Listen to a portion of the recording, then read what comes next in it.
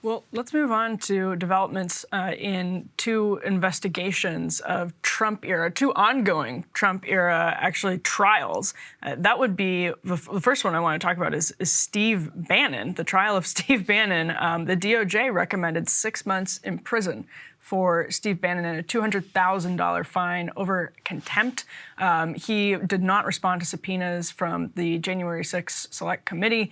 And we're going to get to what happened in the Denchenko case yesterday as well. But Ryan, first, let's start with Bannon. What do you make of the 6 months in prison for contempt? There are other people in the course of history, other administration officials in the course of history that have similarly demonstrated such contempt and not faced what the DOJ is recommending here. What do you make of it? Well, I think if you think of the kind of system as an immune system, like I think it sees somebody like Bannon as a virus that needs to be expelled. Like it sees Bannon as something that is out of the normal type of operative or politician that the system is used to dealing with. What do you mean by the system? The legal system? The entire political system. Okay. Like he's such a table flipping, radical, different type of operative that, and I think, so I think that's why I think he's getting treated differently. That because he is the system sees him as a different type of figure, and so they're not going to give him the same treatment that you would give to a Mark Meadows. Well, a lot of people who was much more involved with January 6th. On the right, the name that was circulating yesterday was Eric Holder. Yeah, Eric Holder was held in contempt by... But the recommendation of 6 months in prison, we don't actually know what the sentencing will be, but I don't remember Eric Holder being recommended for 6 months in prison. Well, they never...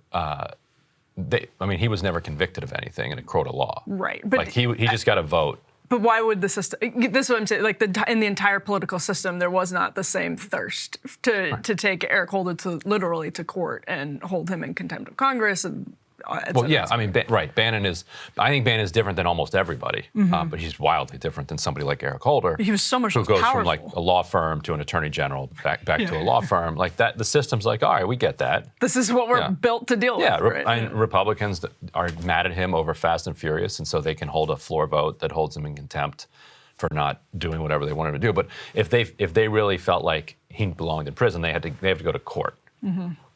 And get a judge to agree with them. But I think it's Bannon's persona that is like creating this kind of distinct, kind of punitive approach toward him. Why do you think that he didn't just plead the Fifth and do what so many others did? Just show up. Right. Hey, I plead the Fifth. Right. Like you can make me come here, but you can't make me talk.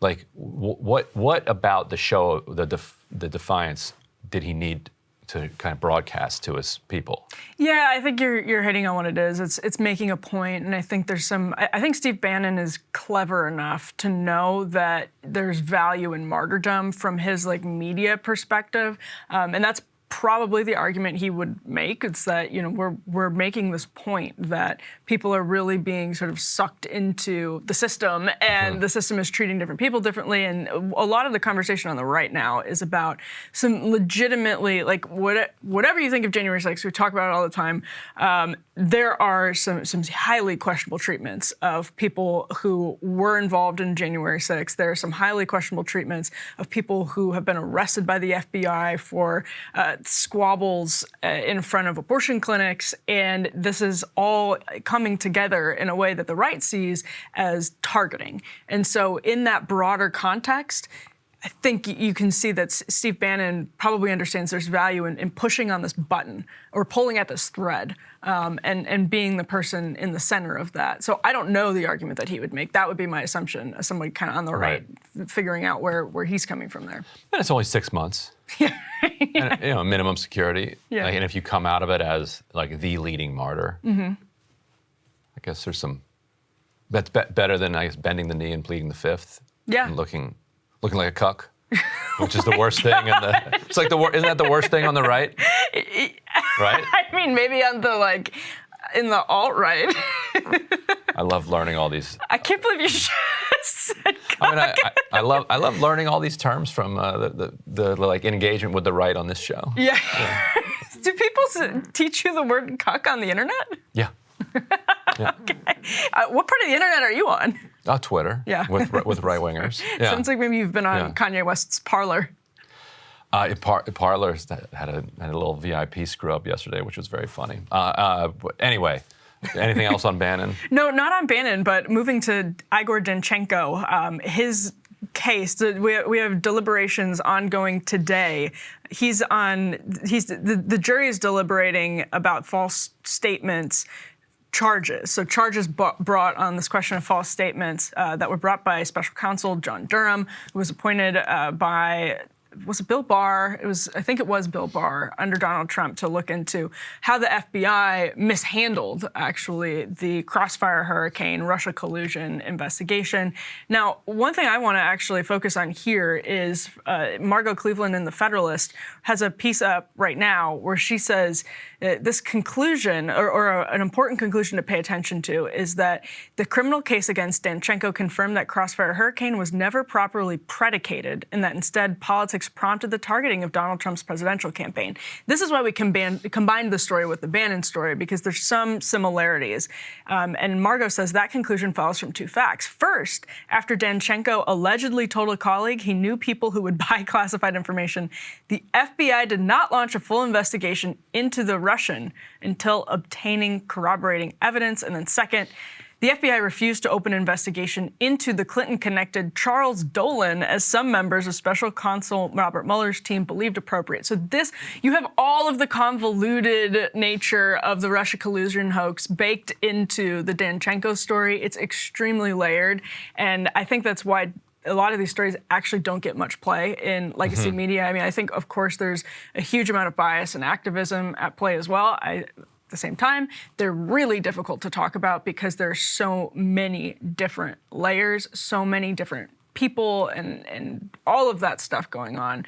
But a hugely important thing, I think, to pay attention to in the Denchenko case. What did you make of the development yesterday with charges thrown out and what the media described as a blow to Durham? I think two of the charges were dismissed. Right, and I've tried to follow this stuff pretty closely. Like you said, most progressives and liberals, and also most mainstream media, which people would call, a lot of people on the right would just call liberal, have barely covered this at all. But even I'm getting lost on this one.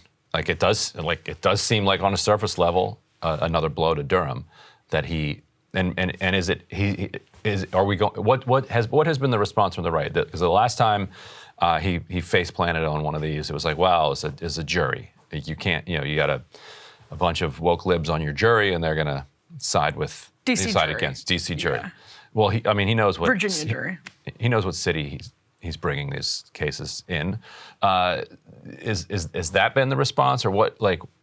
At some point, Durham has to have something to show for all of this. Right, and actually I'll read another line from Margot's piece to that point. She says, no matter the eventual verdict, however, like Durham's prosecution of former Clinton campaign lawyer Michael Sussman, which Ryan was just alluding to, the criminal case against Denchenko revealed extensive evidence of malfeasance by the Crossfire Hurricane team. And so, yeah, I think, and that was always, I assume, part of the impetus for the Durham probe to begin with, which is that through discovery, through the criminal courts, through the sort of legal process, what's going to emerge might not always be criminal to the point where you have a DC or Virginia jury ready to actually say that. But what you are going to do is find exactly, you sort of put the pieces together of what the FBI did to the Trump campaign in the lead up to the 2016 election. And with all of that additional information, we get a clearer, fuller picture of the corruption that was at hand. And I think that's absolutely the case. I mean, I think per Margot's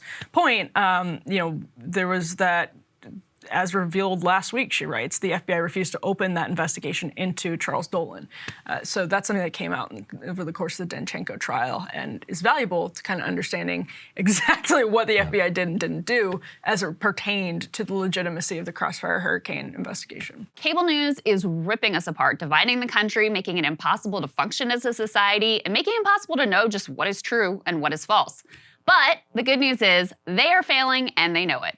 That is why we're building something new, a new mainstream, a healthier one, something more trustworthy, something that we are going to need in one of the most pivotal times in American history. We are building up here for the midterms, for the upcoming presidential election, but we need your help. So if you can help us out by becoming a premium member today at breakingpoints.com, we're trying to change America for the better and the entire world. So what are you waiting for, guys? Go to breakingpoints.com and sign up and help us build a new mainstream.